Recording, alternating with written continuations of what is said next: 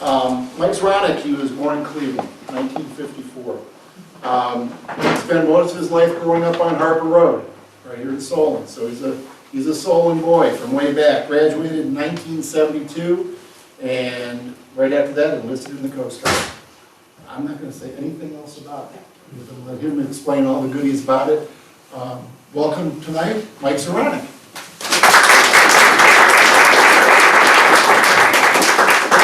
Thank you all for coming out. I'm really surprised that so many people, and hopefully you all can hear me. I do have a speaker if I need to use it, but if anybody can't hear, let me know. So Bob invited me to come out. I have not done a presentation like this, but I have spoken at the memorial. Every year they do a memorial in Whitefish Point. Paradise is the name of the city. And I've given talks at the memorial, and I've met the families of those that surviving family members that are still around. And some of my Coast Guard buddies over the years have come, and we get the opportunity to talk to the families. We get the opportunity to exchange stories with them, and when I gave my talk, it was mainly about the Woodrush, the Coast Guard cutter that I was on, that was called into duty to go out that night, and what we thought would be a rescue. And it turned out to not be that, but so most of my story has been about that. But so I was telling the young man over here that I first got interested in the Great Lakes back in the 60s when I was a young man, and I read a lot of storybooks about the Great Lakes. The Bradley was the big ship that sank in the, I think it was in the 60s, on Lake Michigan, broke in half.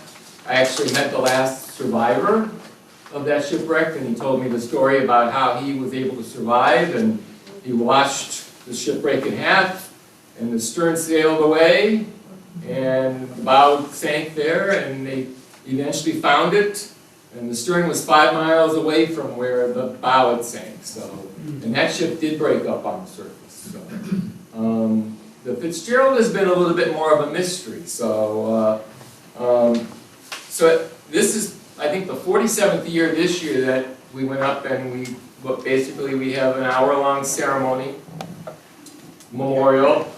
We start the ceremony right about the time that Fitzgerald would have sank. There's no definitive time on that.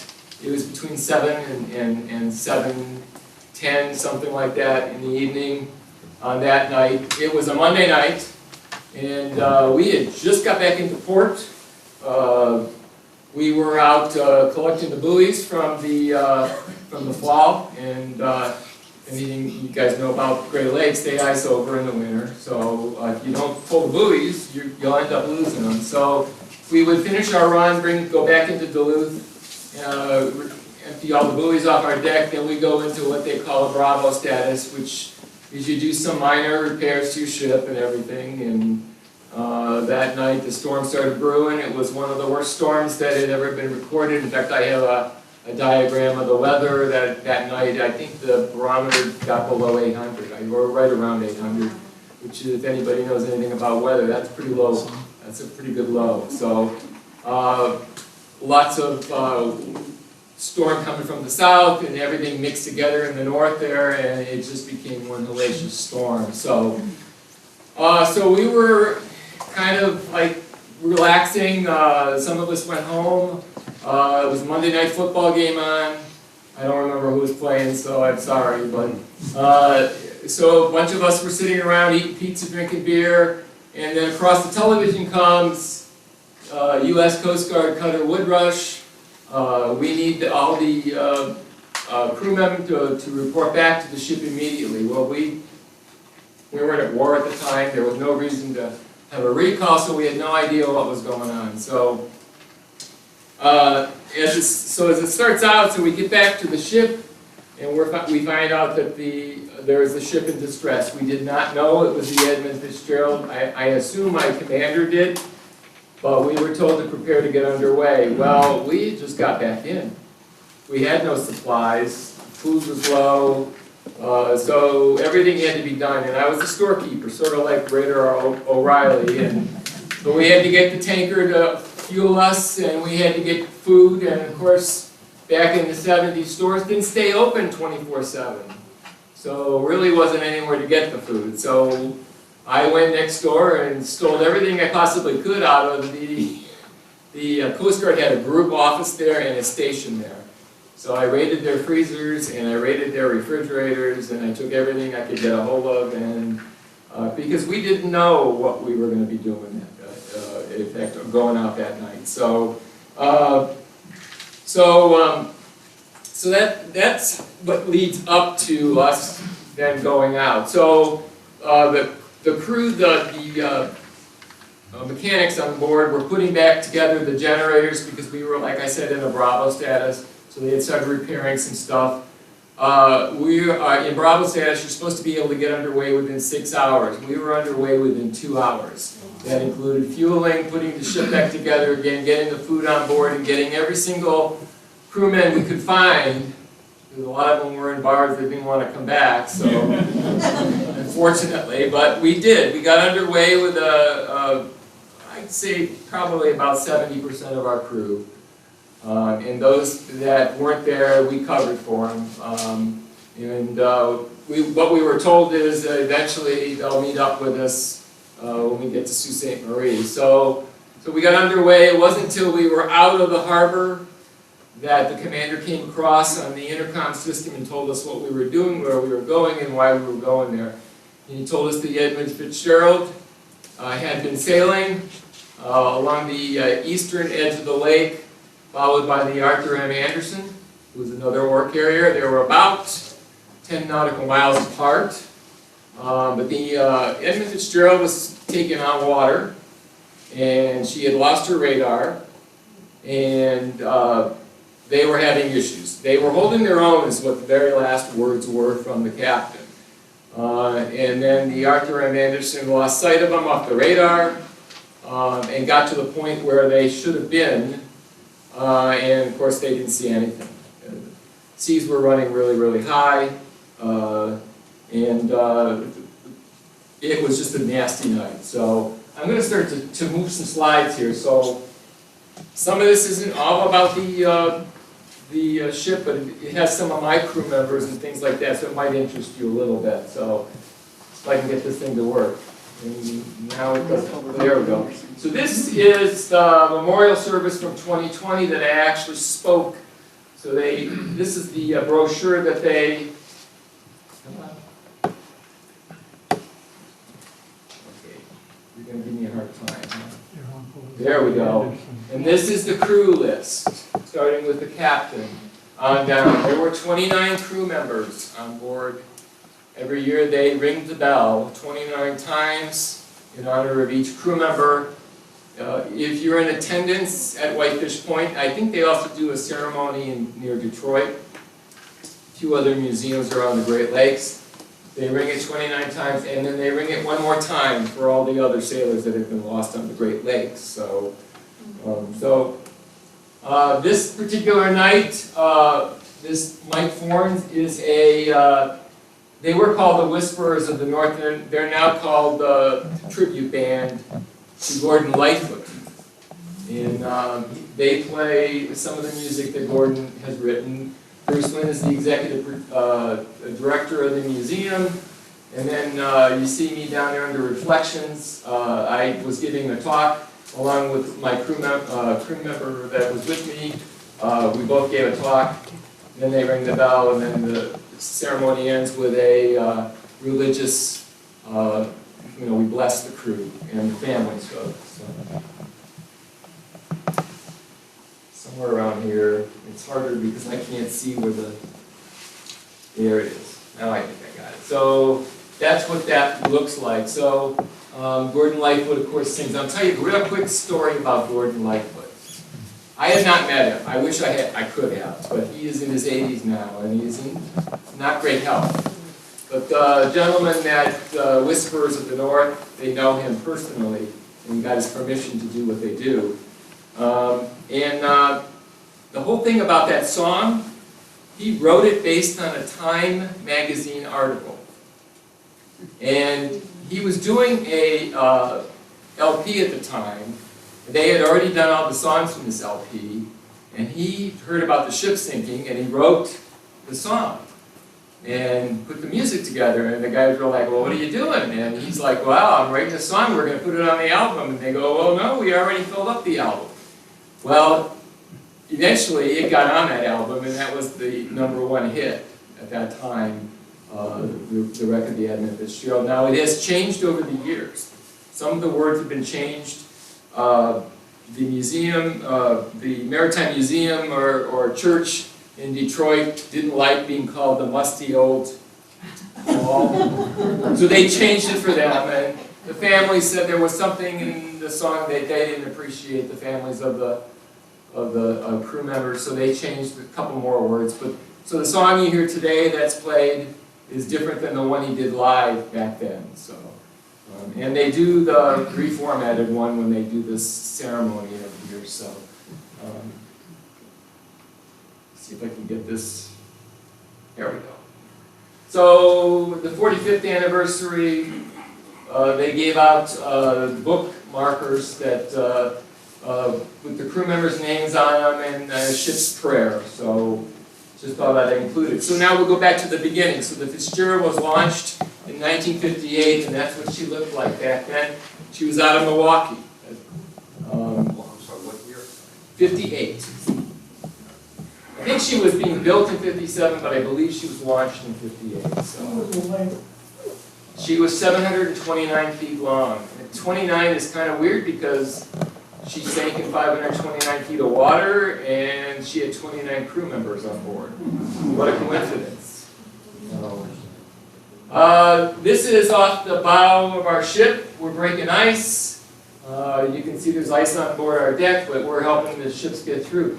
75 or 74 was the first year the Great Lakes Association freighters. They wanted to keep sailing all winter long. Now, they hadn't done this. They sail up until the ice gets pretty thick.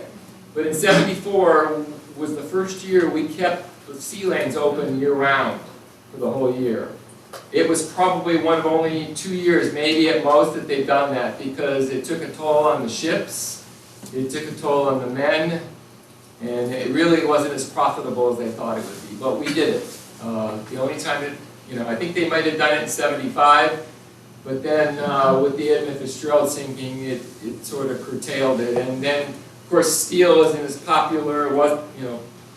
Back then it was hopping here in Cleveland, Toledo, places like that. So iron ore was in need. So as many as they could get the runs, they did as many as they could. So this is that's one of the other ships that's similar to the one that I was on, 180-foot buoy tenders.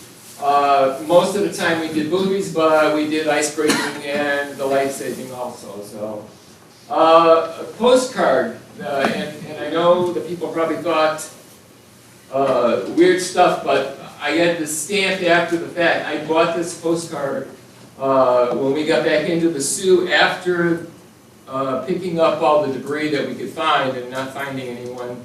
We bought up as many postcards as we possibly could because we knew this would be something we'd want to remember. So, and then I had it stamped when it. Let me see if I can find out. There it is. Okay, more pictures of the Edmund Fitzgerald. Just some of the crew on board. They used to have. The gentleman that spoke this year was from the Toledo Blade, I think it was, a newspaper, but he's been long since retired. And he actually wrote on the Edmund Fitzgerald. So back in the day, they used to allow people to traverse the Great Lakes. They had a couple of cabins set aside, and they would be guests of the captain at dinner and things like that. I mean, it wasn't a cruise ship, but they got to see what it was like to go from, say, Toledo all the way up to Copper Harbor or someplace like that up on the Iron Range up in Duluth. So these ships always came from the upper Lake Superior area right near Duluth, and I was stationed in Duluth on the Wood Rush. So another picture of the vents going through the Sioux locks. and a picture from the back side of it. This has been close to 74, 75, somewhere in that area.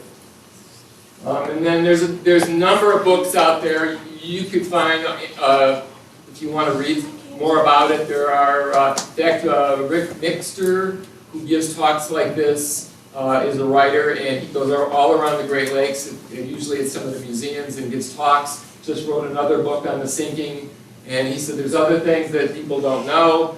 Now, all the things that I talk about, some of it's theory, because we don't know exactly why she sank. I do have a copy of the Coast Guard. It was put out, I believe it was 77. The Board of Inquiry as to why the ship sank. I happened to get my hands on a copy of that back when I was stationed here in Cleveland, and I sort of held on to it. I also have a couple other pictures of the ship that I was on, plus the Edmund Fitzgerald, and then the uniform that we wore. Originally, Coast Guard was part, all by itself, Department of Transportation back when I joined. It is now part of the Homeland Security. So we wore Navy uniforms because in time of war, we would switch from being under the Coast Guard to under the Navy and become part of the Navy. So we looked sort of like the Navy with those uniforms. But in '75, the Admiral, the Commandant of the Coast Guard, switched to what we call now the Bender Blues. And people thought we were bus drivers. But it's a very nice uniform, and I wore it proudly for 29 years. So. I served 8.5 to 9 years in the active duty all over the Great Lakes on the Ohio River, and also I spent the last 21 years as a reservist working in the 9th District office here in Cleveland. Port security units were out of Ohio. There was one on the West Coast, one on the East Coast. I think the first war that we went over with our port security units was when Kuwait was attacked by Iraq, and then the son, President Bush, got us in the second war, Iraq war, which happened in the early 2000s, and so on. So, but Coast Guard does become part of the Navy in time of war. So, all right, let's see. Obviously a Coast Guard flag. Now this flag that I have draped over here was flying on our ship the night we went out for the Edmund Fitzgerald. And when we got back in again, it's a little tattered on the edges. But I managed, being the storekeeper on board, I pretty much got what I wanted. So I got if it wasn't me, it was the captain. But yeah, I managed, we put up a new flag and I got the old one. It was supposed to be destroyed, burned like an American flag, but I kept it and I've held it. Actually, I have a plastic bag. I've had it in there ever since. So, let's see, next one. So I went to boot camp, Cape May, New Jersey, from Solon. So I was only 17 when I joined, and if anybody remembers those times back in '72, we were still having the draft because Vietnam was still going. And when all the colleges told me that you weren't college material, I started getting nervous. You know, the story where they tell you to study real hard and get into college and do whatever you want to do. Well, I thought that was just a joke. So I got C's, but not quite good enough to keep me from getting drafted. So my uncle told me, don't join the Army, don't join the Air Force. You don't want to walk everywhere you got to go, you can ride. So at 17, my mother took me down, I enlisted. It was a shock to my dad, but I enlisted in the Coast Guard, and I left for the boot camp in '72, September 10th of '72, where I was in Cape 86, thus the flag. And I think I'm in the middle, second to top row. And those are M1s, and I'm sure all the old timers here remember what the M1s or the carbines were like. So, of course, being from Solon, you always had to tell everybody what you did. So this is a couple articles about me being in the service. They were in the Solon Times at the time, or the Solon paper. So I was on board first out of boot camp. I went to the Coast Guard Cutter Lantana. Lantana was a buoy tender on the Ohio River. So I would go from Owensboro to Kentucky to Pittsburgh down to Illinois, and I think it wasn't Peoria, I can't remember the name of the town, but it's where the Ohio and the Mississippi meet. So everyone says, well, what'd you do? Well, we moved buoys. Because every time a storm happened, all the buoys went down to the Mississippi, so we go down, grab them, bring them back. That's what we did all the time. So I was on the Lantana for a couple of months.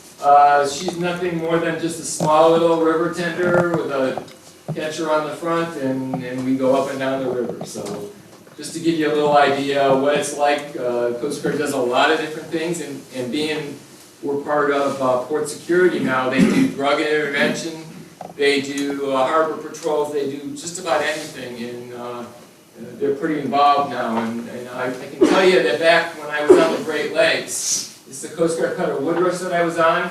She's 180 foot long. She had a draft of about 12 feet. She had a couple of diesel electric power plant motors supplying power to the single prop. We were out of Duluth. We could make 15 miles per hour if we had a good strong wind behind us. And if we didn't, we were in trouble. But the thing about her was she was round bottomed, and if anyone knows anything about boats in storms, yeah, you didn't. Men were in the restroom a lot, so. Back then, we did not have females on board. The Coast Guard hadn't gone to male-female co-berthing on ships yet. Today is totally different. Male and female have equal opportunities in pretty much all the services.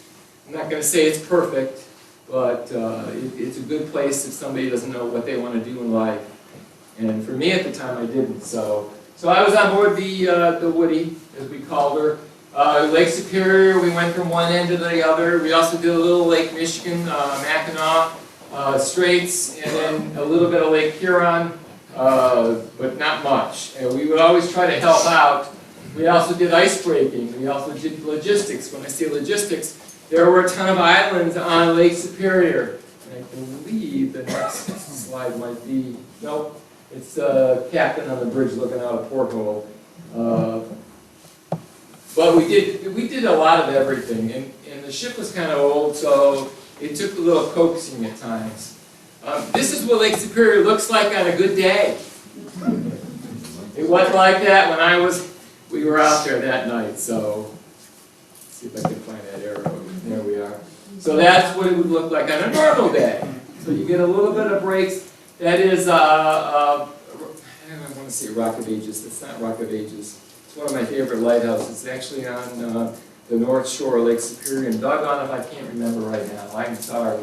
But it is one of my favorites. So this is Duluth Harbor. Now, this is sometime late fall, obviously. That's a cold front.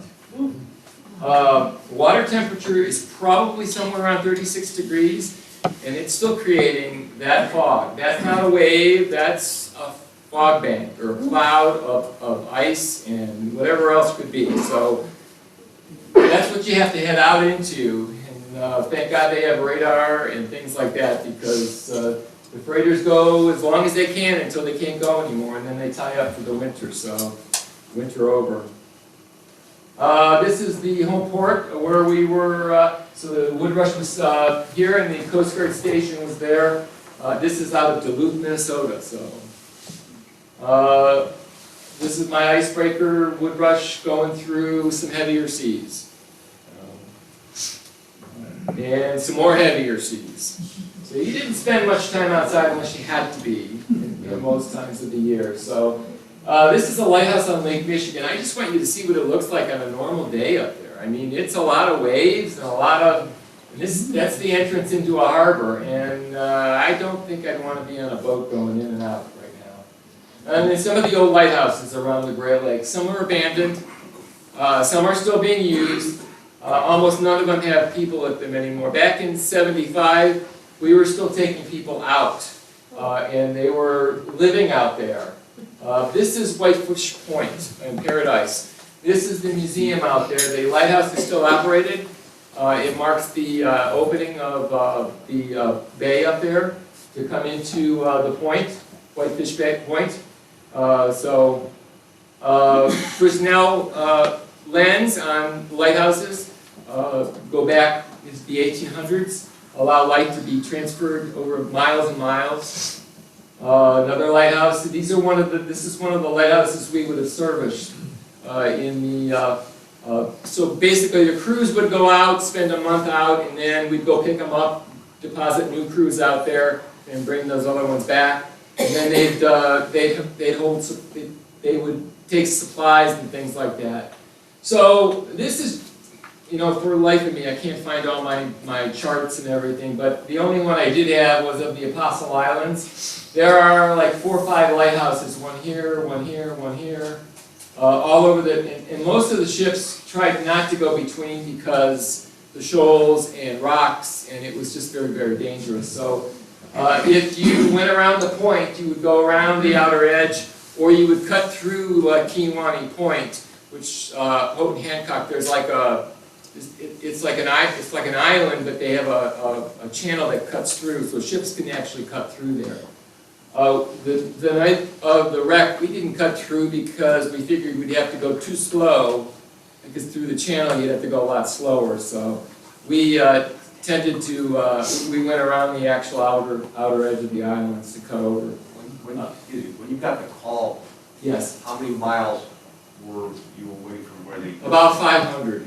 500 miles. 500 at 15,000. So, back then we were hoping, but there wasn't much hope really at that time. So, you can see us transferring. There's a crew here being transferred to this lighthouse. It's just a horrible place to be in the middle of winter. That's all I gotta say. I'm glad I wasn't on the crew. Bad enough being on the ship and transporting them. Another picture of the lighthouse, the museum. If you ever get a chance to go up there, it's not just about the Fitzgerald, it's about the Great Lakes. It's about a lot of different shipwrecks. They are awesome. They have a beautiful point. You can see the ships coming and going. They have schedules out where you can actually get a good walk on the shore and actually see them. So another picture of my ship, give you an idea of the bow of that ship. And we're kind of iced in at this point. So and then these are the colors of the ship back in '75 when we set sail. So 180 foot, and we had a crew of 45 enlisted and 7 officers. Breaking ice. And so you all know that not everybody has, it's not all roses up there. The ship that replaced my ship, they were pulling buoys and they ran aground and they sank on Lake Superior, about 7 to 8 years after I left the Woodrush. And the name of this ship was called the Mesquite. She now sits on the bottom of Lake Superior, and she's a dive platform for divers that want to go down and see what it's like to dive on ships. She's only in about 50 feet of water. So yeah, and basically what they did is they went on board, took everything off of her that they could, emptied out all the tanks, and then pulled her off of the rocks and where she sank. So this is them pulling all the equipment off. So I just wanted you to know that not only the Great Lakes have issues with, ore carriers, things like that, or regular ships. If you go back, there's been more than 7,000 ships that have sank on the Great Lakes. They think it might even be closer to 10,000, but it's depending on who you talk to. So, and they keep looking for ships. In fact, the museum has an expedition every summer, and they go out looking for shipwrecks. So. The captain on board the ship that I was on, his name was Jimmy Hobaugh. This is change of command when he came on board. He was a salty old dog. He was a Mustang, and if anyone knows anything about the military, he was a BM-1 that decided to go officer. He became a lieutenant commander, and he eventually became captain. So he has now passed away, sorry to say. This is what we looked like. We were kind of a motley crew. Back then, our the way you looked, we weren't quite the Navy, but we didn't, I don't know what we were. So guys had beards for a period of time. I'm the guy on the left standing guard duty, believe it or not, and I looked awfully young for 20 years old. And we went swimming in that cold water, believe it or not. Most of the time we were wearing these things, the parkas and stuff. That's the captain on the bridge. So guys would enjoy as much as you could enjoy it. We were breaking ice a lot of times. It's crazy, and the guys acted crazy at times. You should have been there nights we were out. And we would pull into a port. I can tell you this, if you've heard any stories about my ship, it's true. There were a few ports up in Upper Michigan that didn't want us coming in there, and every time we pulled in, the sheriffs and the deputies would come down to the ports and they would sit there and wait for us. And we weren't allowed off, so I hate to say that, but and that's how we slept. It was the old style hammocks. You know, you strung up a hammock, it was canvas. It wasn't very comfortable, but it was okay. It was home away from home, and our guard shack, and wasn't much, but a couple of the guys on board ship, we had typewriters back then, and we had a mascot. His name was Suji. He was a Labrador, and Suji would go to the bars with us, and we'd set up a bowl for him, and he was real happy. Coming back to the ship, it was a little more difficult for him, but going, he was always happy to go. To give you an idea of ice breaking, when we're ice breaking and in storms, it gets pretty thick, and we had to bust off the ice quite often. So, so we had a small boat that we used to do some of our work. Guys wore the suits whenever we went over the side, because when it was cold, it was darn cold. So. There's our dog, Suji, man in a radio watch. And if we ever did get stuck, what we basically did was, if we couldn't back up, we would take these big, heavy concrete anchors, I guess you'd say they were, and we'd hold them over the side, swing them, and it would rock the boat. So we'd be able to rock off the ice. So. All right. Now we'll get into more of the Fitzgerald. So we're setting buoys, and so you heard me say that the Arthur M. Anderson was following the wood rush. This is the Arthur M. Anderson in better days. I believe she still sails the Great Lakes, and she's still a celebrity because of the captain at the time was radioed by the Coast Guard. There are some radio broadcasts you can listen to online, which is really kind of interesting. You can hear the Coast Guard Sault Ste. Marie ask the Arthur M. Anderson if the captain could turn around. And he had to ask them twice. He said, "Are you sure you want me to turn around? You don't really know what it's like out here." And that's paraphrasing it, but he reluctantly agreed and took a beating for it. And but he did turn around because he was the closest ship. Remember, we were like 23 hours away at this point. So, so that's the Arthur M. Anderson. Another picture of the Fitzgerald. So I was telling you about that storm. So this is that low pressure. So there's a couple different the fronts are all meeting together, and I don't know if you can see right down there in the middle. That says 848. That says, I believe, 806. It's really hard to make out, but that's pretty low in the barometric pressure. So what does that mean? That means the lower the pressure, the worse the storm is. So waves and the winds and everything were pushing. So there were times that the winds got up to 75 miles an hour, like hurricane strength, and then the waves were running. And stories of everybody says something different. I will tell you, on the bridge of our ship at 35 feet above the water, I was looking at waves like right there. So 35 feet, 36 feet. We were taking some pretty good rolls. And in fact, I was trying to get some sleep because we knew we'd be really needed on things like you know, watching and looking for the crew and stuff like that. I couldn't sleep. The boat was just it was moving so much, it was just horrible. I tried to go up to the bridge, and I asked permission, because you had to ask permission to come on the bridge. You just weren't allowed on there. if you didn't have anything to do. So I asked permission of the captain, who happened to stay up, and he told me in no uncertain terms to go back below.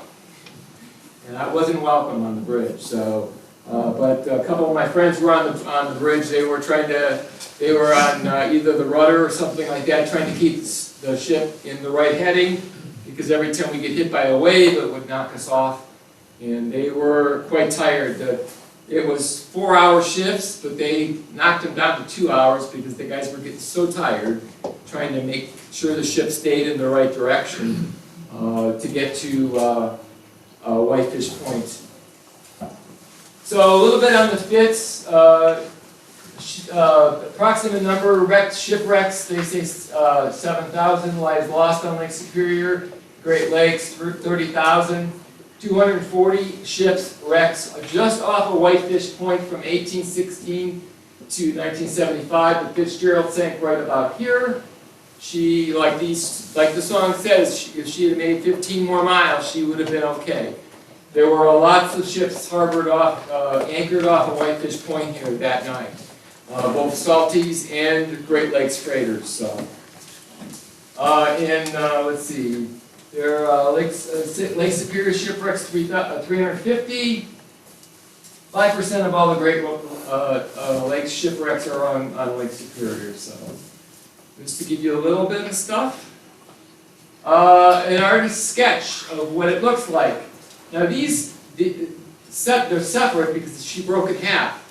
So the report came out and they said they weren't sure whether she hit the shoals along the shoals up there, or she took on water through the hatches. Maybe the hatches weren't batted down, or she just took a wave. So those are the three ideas that they had out there. My personal opinion, and this is just my personal opinion, based on the pictures I've seen and that you will see, I believe she nosed under a big wave. She's 729 feet long. She hit bottom. The stern came out of the water. All the torque on the stern broke her in half, and the stern sank right then and there. So most shipwrecks, the bow and the stern are farther apart. These are right next to each other. So it was fast, and they never had a chance. So unfortunate. But that time we didn't know that. So How many feet of water? She is in 530 feet, 529 feet, right there. So at 729 feet, you can see she touched bottom, the stern would come out. So it's possible she took one of those 35 foot, and then when they're sailing, they're low in the water, especially when they are fully loaded. And they were also taken on water that night. But the captain said the pumps were holding, so they were managing. And the Anderson was behind her, trying to trail her, trying to catch up actually a little bit, so they could be close just in case something happened. So, but you can get an idea of what it kind of looks like. So the stern is upside down. A majority of the crew would probably be in the stern. The engines were in the stern. The crew's quarters were in the stern. The galley, everything was in the back. Probably the captain, first mate maybe, third mate, something like that would have been in the bow, and that would be where they steered the ship. But everybody else probably would have been in the stern. Now these ships also have tunnels in them, so they can get to the front, to the back of the ship, bow to the stern, without having to go outside. So it's possible somebody could have been in a tunnel. So. Fitzgerald, the time between the last time she was seen and when she sank was 4.5 hours. We didn't start the search till 75 minutes after she was reported missing. They tried to send the Naugatuck, which would have been out of Sault Ste. Marie, out. The Naugatuck was a seagoing, like a tug. She wasn't made for anything over 20 feet. So she got out there, she started having engine problems, prop problems. She was losing her rudder, and she had to come back in again. So she couldn't make it out there. Other than that, we have the small boats, the 36-footers. I don't know if anyone saw The Finest Hour, when the Pendleton sank. Those were the kind of ships we were still using back in the 70s. Now, they were supposedly unsinkable, but in 35-foot seas, they would have probably been swamped, and those guys would have had a hard time making it too. So they say 192 days before the wreck is located. I don't know about that date. Two commercial ships joined, the Anderson and the Clayford, and both of them obviously didn't find anything. She was 729 feet long. She was fully laden. She was 26,000, I believe that's tons. 26,116. She had 17 miles to go before she would have made safety. She would have been sitting pretty low in the water, as you can see. Average height before sinking, she would have been right about there. So the water line would have been really close to that. So wasn't much sticking above. So again, this is launch. She was owned by the Northwest Mutual Life Insurance Company in Milwaukee, named after the president of the company. She made about 748 trips on the Great Lakes in her 17-year career.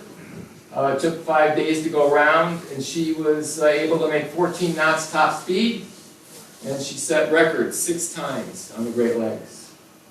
And this is sort of an artist's rendering of what it might have been like that night. And at the very bottom it says, "We are holding our own." And that was the last thing anyone heard from the captain that night. So you can see, if they were taking 30-some foot waves, they would have been well up here. You know, and it could have. But obviously no one can prove it. So I say 192 days to find her. That's not true because, so when we got done searching, for 5 days we were out looking for possible recoveries and things like that. We found lots of different things. We found the lifeboats, we found life jackets, we found lots of flotsam parts of the ship that floated up. We went back into Sault Ste. Marie, unloaded all of the stuff that we found, and of course they have to start the investigation at that point. We then loaded up a Navy underwater, they called it a side scanning sonar. And a few Navy guys got on board our ship, we went back out again, and basically what we did is, we towed this behind our ship, back and forth, to look for the wreck on the bottom. And so that took months. We were going back and forth, just looking, and we'd come back in and get fuel, and replenish our crew, and then go back out again. So we towed that, and I was actually able to stand duty and watch the charts, and every time we passed over the wreck, you'd mark the charts and where it was, because back then there was no digital, there was only analog, everything was paper. So we would mark it, and then we record it, and then they would be able to look for all the stuff and piece it together. So that's what we did, that's what we first did. And then, of course, all the papers, the local papers, and I do have some papers that I brought with me, but I just don't have any place to display them here if anybody wants to see them. I have some of the papers back at the time with some of the pictures in them. Obviously, those are kind of yellowed now. But so recovery of the crew was nearly impossible. The old saying is that Lake Superior never gives up her dead, and that's because it's so cold. On the bottom of that lake, it's probably like 33 degrees, and there's a little current. So it's near freezing, and basically people don't decay like they would if obviously above ground. So the crew is sealed. It's considered to be a tomb now. The people are not allowed to dive on it without permission from the families and from the Canadian government. Some people have said that she's also on the American, there's a lot, the Canadian side, the American side. We believe, or at least I do, that she sank on the Canadian side. So, but there are people out there that dispute that and want to dive on her. This is one of the lifeboats that we picked up. The violence at which this lifeboat popped to the surface, you can see the bow is ripped. So she would have been hooked on the side of the ship, and it was ripped right off, and then of course she's got a hole in her ear. So she did some banging before she came up. And I'm going to guess it was a pretty violent reaction when they hit the bottom. Another picture of the number 2, you can see it's just ripped right in half. So there would have been a chock there that they would have hooked onto the raise and lower, and the crew would have had to get off. Nowadays, they have those, the inflatable kind that you're supposed to be able to survive better in on the Great Lakes, and they have survival suits. If you've ever watched any of the shows on Discovery where they do the crab fishing, stuff like that, they have to get into their survival suits. Pretty much everybody has those now. So those are a couple of the things we found. So then in 1976 in May, before I left, I made first class at that time, and I was going to be transferred off after this. So we got this underwater curve, it's called. It was a Navy underwater sled that basically we lowered to the bottom, the curve 3, we would lower it to the bottom where it could take videotape, it could take still pictures, it had a claw on it to, so it's kind of like the prelude to the submarine type thing. But in order to do this, and we spent, gosh, it was 2 weeks, we had to drop 3 buoys, and what we did is we anchored these buoys into the base of the lake, and then we tied off to these buoys, and we were able to move ourselves. They call it a 3-point. And we would move the ship based on where they wanted this curve to go. So the curve would go down, and then they'd say, okay, we need to move, and then the ship's winches would pull us one way or the other, and we would move over, and they would take more video footage, and we'd take more pictures, and things like that. So the curve 3 was quite fascinating to see this in action. Another picture of the bow, what it kind of looks like. She's got tear, she's all crumpled, and you can see she's buried all the way up to the anchors. She had to hit pretty hard to be buried all the way up to the anchors. So this is out of the Coast Guard, the book that they put together when they were trying to figure out why she sank. So this is one of those pictures, an illustration of the book.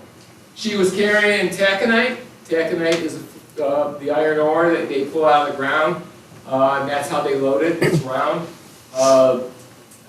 Actually, they weren't supposed to bring this up. So even up above there, it says the actual taconite pellets inadvertently recovered from the wreck site brought to the surface inside the submarine's landing skid. So basically, they must have sat on the bottom.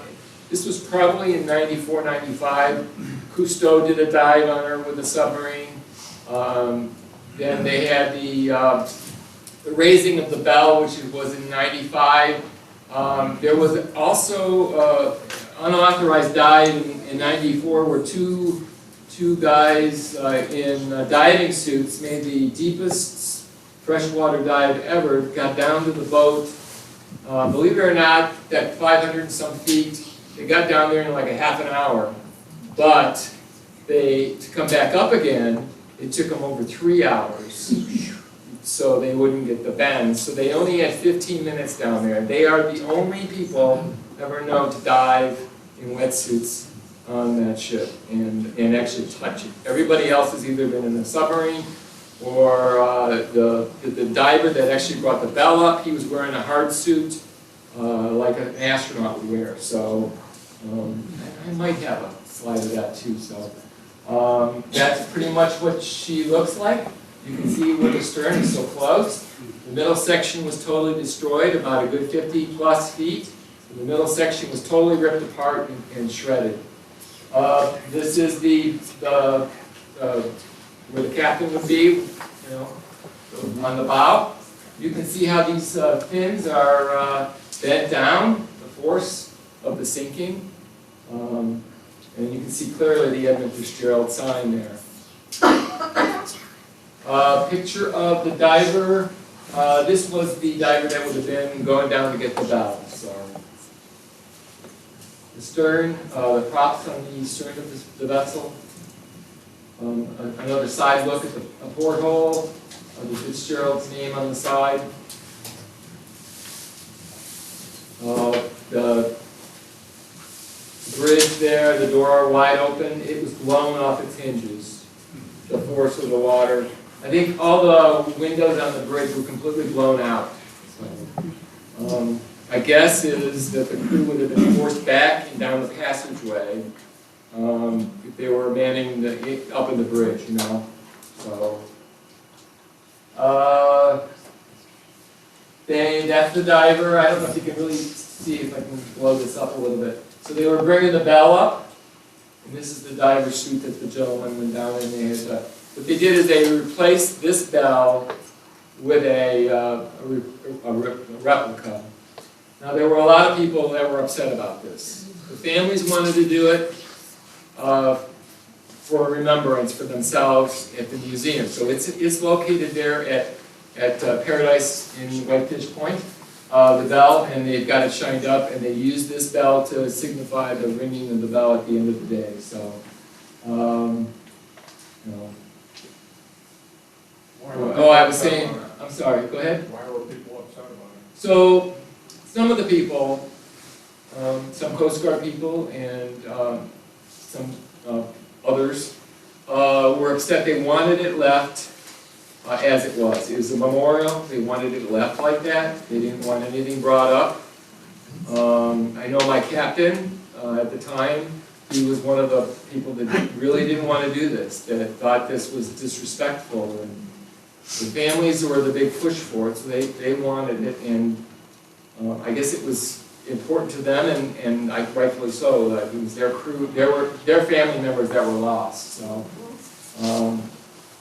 I have mixed feelings on it myself.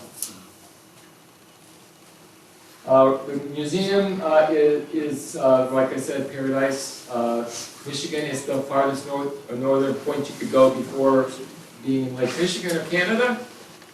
In order to get there, you got to go across this bridge, Mackinac Bridge, which is like 5 miles long, the longest bridge in the Western Hemisphere. So that style. Here's the bell that they brought up. It is mounted right in front of the display, and behind it there, you can see a little bit. They have information about the ship. They also have the suit back here, but my picture didn't come out very well here. Where the suit is mounted. This was they always flew their colors on board ship. This is one of the flags that was given to a family. They found it in the attic in Michigan, and they took it up to the museum and donated it. And this young man here got to ring the bell, and his dad, of course, you know, they're using white gloves to hold it. Now, this is Bruce. The museum didn't have white gloves, but it is now on display there at the museum. So, these are the older style suits that they used to dive back in the day on some of the shipwrecks, Navy, the different type of belts. This is stuff you can see in the museum. Another Fresnel light that's on display from one of the Coast Guard. Now this is and I don't know if you're going to be able to hear the sound, but it's the ringing of the bell. Nope. My computer doesn't make a lot of sense. So basically, and oh, there's that suit. So basically, they read off the names. This is at the ceremony. This was this year. And one by one, you go up and you ring the bell based on the name that you're told to ring it for. So. And picture of the suit, not as good as the other ones. These are a few of the family members. I can't remember all their names, I'm sorry, but their fathers or their grandfathers were on the ship. This lady is the captain that I served with. That's one of his daughters. This is the gentleman that I was on ship with me, Tony, and a couple more family members that were there. They come every year. To honor the remembrance of their families. So, and of course Tony's just and me. 1 year. On my hat over here, I have a couple of commemorative pins. You know, every year you go up, and if you do ring the bell, they give you a commemorative pin in honor of ringing the bell. My wife works for a school in Beechwood. It's not a public school. It's a school that has kids that have disabilities. And one of her students drew this for me. Probably 10 years old or so. And not a bad little artist. Signed it and everything. So I thought I'd just let you see. Kids really love it. So here's the bell again, up close and personal. The anchor was brought up from the ship. This is one that was actually lost in the river by Detroit. It is now in a museum near Detroit. So if you wanted to see the anchor, it's one that they lost. They have a beautiful model at the museum that you could to take a look at her. You remember where I was saying that the bow is buried up to the anchor? You can see how far based on this picture. And this is a pretty good model of the boat. So, other artifacts from the Edmund Fitzgerald. This is a different museum. This canopy was off of the ship. It floated up. One of the life rings that floated up. This is, I believe, in the museum. It might be Toledo or Detroit. The Coast Guard report. I actually have a copy of it here. A little tattered, considering how old it is. 40. Well, this year was the 47th year that it sank, so the report would probably be about 45 years old then. Some more flotsam that we found. The last voyage of the Fitzgerald, we are holding our own, and then she disappeared. The sounding board from off the Fitz. Whitefish Point, a lighthouse, and then I ended with the Coast Guard flag and the Coast Guard. So, and I do have another, this is him singing, but I don't think I have a way to turn up the sound and you won't be able to hear. This gentleman is singing the Edmund Fitzgerald song. It's how we always end the ceremony at the end of the night. If I would have had a better speaker system or something, you'd be able to hear him. It does sound very much like Gordon Lightfoot. So, let me see if I missed anything. You guys have been sitting here so long. Anybody have any questions that they'd like the answers to? How long did it take them to find this ship? Well, with the side scanning sonar, I'll bet we found it within probably a month. We had a good idea where she was, where the flotsam was. Because the storm lasted for another 2 days after that. So we got there, it was still pretty rough, but we were able to find things, and we kind of had an idea. We marked it on the charts where we were finding things, and so probably they got us the side scanning sonar. We probably went out about a week later, so probably about 2 or 3 weeks. Yeah. The captain, how much experience did he have? Oh, he was a very experienced captain. One of the guys I served with in 9th District was in the Merchant Marines before he was in the Coast Guard. Actually served in the Navy also. But he served under him many, many years before that. McSorley had been a captain for a long time. In fact, he was getting close to retirement. So, yeah, he was very experienced, so yes. You said that Edmund Fitzgerald was 17 miles to safety? Yes, she'd have So gone. how many minutes would that have been Oh, to safety? well, with those waves, but they were running, they should have been running behind them, but as anyone knows, when water is being forced into one end of the lake, it comes back, so to speak, so the waves were beating her.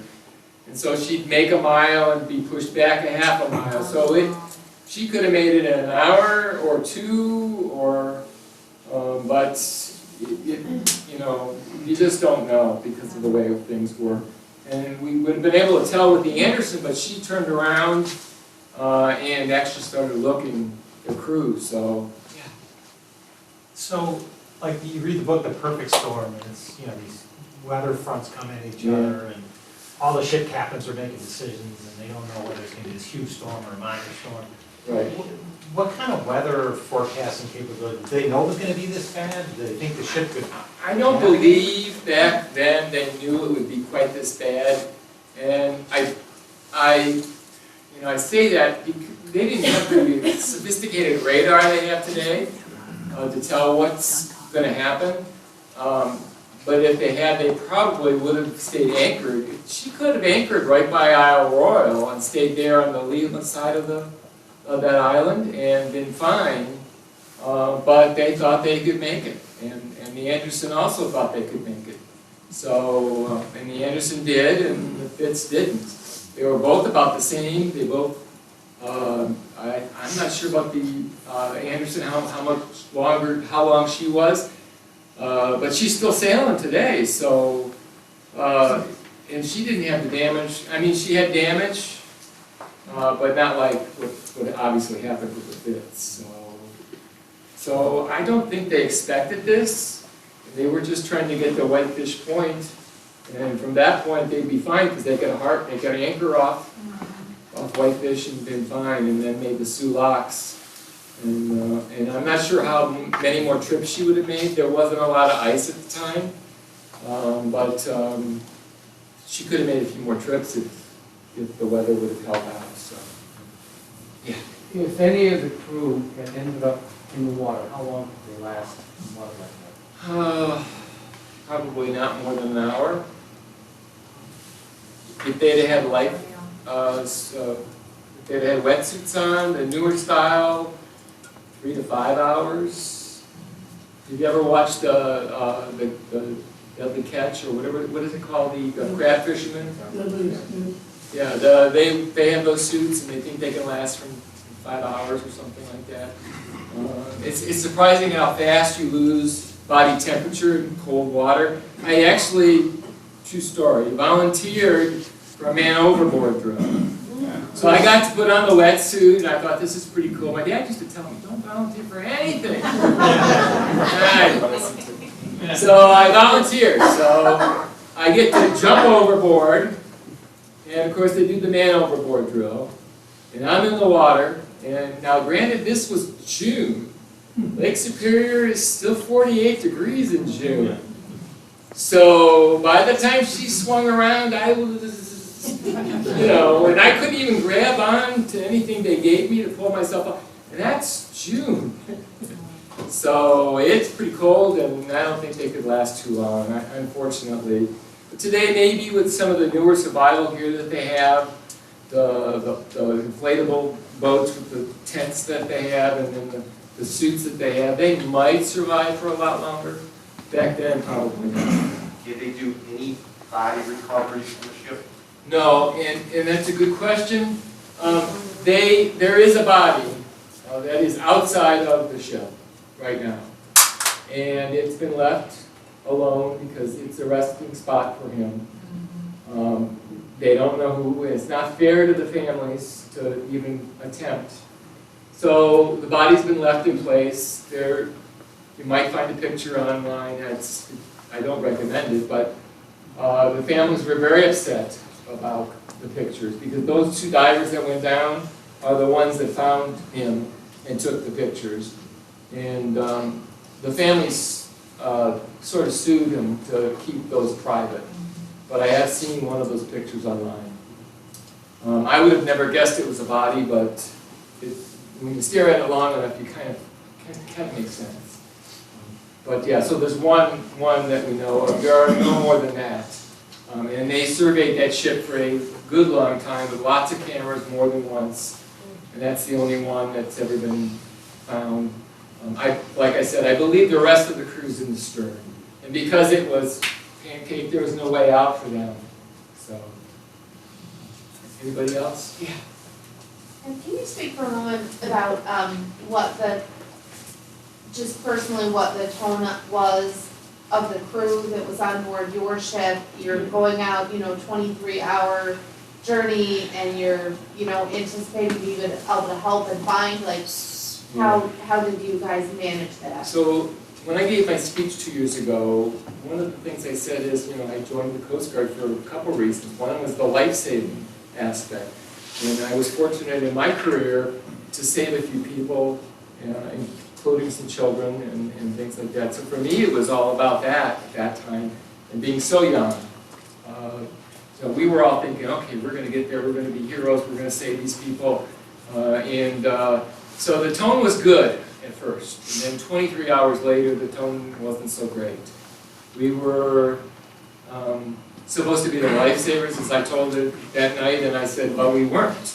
I said, and for 40 years, I never went to the memorial because I was always ashamed of not being able to rescue anybody. Now, obviously, I couldn't rescue anybody because nobody floated and nobody was savable, but I still felt bad about it. And so that night, I was giving this talk at the memorial, and I said, you know, I joined the Coast Guard because they said be a lifesaver, and that's what I wanted to be, but I said that night I couldn't be. And then I, of course, broke up a little bit because I was a little, nervous. And the families were so wonderful. They embraced me and they thanked me for what we went through because I didn't tell you all the stories about. So going out on that water like that in 36-foot seas, in 180 foot, they were 729 feet long, and they were rocking and rolling, and here we are, this little teeny bathtub up a boat, and trying to navigate, and we took a couple of waves that pushed us very close to the point at which we wouldn't come back. So there was a degree at which point the ship was not supposed to rock back. We were all worried about that. Obviously, we were all inside, so had we gone over, none of us would have survived either. It just no way in that cold temperature. But it was rocking and rolling. It was the worst I've ever seen. I would not wish that upon anyone. So, and I must say that I've never been on the ocean except on a cruise. And that's nothing like some of the Great Lakes. Lake Erie gets really rough, it gets fast. Lake Superior, when it builds up, it doesn't want to stop. It's just rolling right along, and the waves come from me all different directions, and being cold, and it's beautiful up there if you ever get a chance to go up. Absolutely beautiful, but I can't stand being cold like that ever again. So I'll tell you one more story real quick. It was so cold the year of 74, 75 when we broke ice, and it was down below minus 20, maybe minus 28, somewhere in that range, and I was wearing my parka, and I was on deck because we always had to stand like battle stations, and I'm standing there, and I go to do something on the radio talk phone, and I hear this shh. I'm like, what the heck was that? And the guy behind me's laughing. He's going, you won't believe this. Your jacket just ripped in half. Down my back. It froze and it ripped. And it was that cold. Of course, nobody believed that was what caused it, but thought I was screwing around. Any other questions? I do appreciate you all coming out tonight. This is, like I said, I had not given this talk before, and it has been a pleasure to do that for you. And hopefully,